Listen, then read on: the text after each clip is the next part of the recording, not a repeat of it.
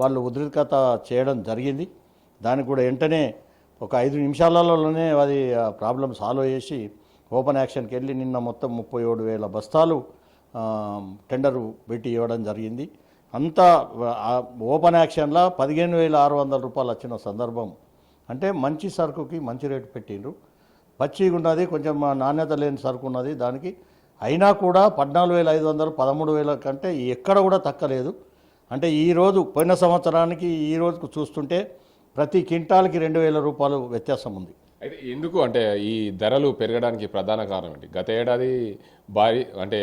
ఏడాది ఏదైతే 2025 సంవత్సరంలో భారీగా వర్షాలు పడ్డాయి, పసుపుకు సంబంధించిన విస్తీర్ణం పెరిగినప్పటికీ కూడా వర్షాల వల్ల రైతాంగం పూర్తిగా పసుపు అయితే నష్టపోయింది. దానివల్ల ఏమైనా ధరలు పెరిగాయా, లేకపోతే మార్కెట్లో ధరలు ఒక్కసారిగా పెరగడానికి ప్రధాన కారణం ఏంటి? గత సీజన్లో ఏదైతే తక్కువ రేటున్నా కూడా ఎక్కువ పంట ఉత్పత్తి జరిగింది. ఈ సంవత్సరం కొంచెం అధిక వర్షాల వల్ల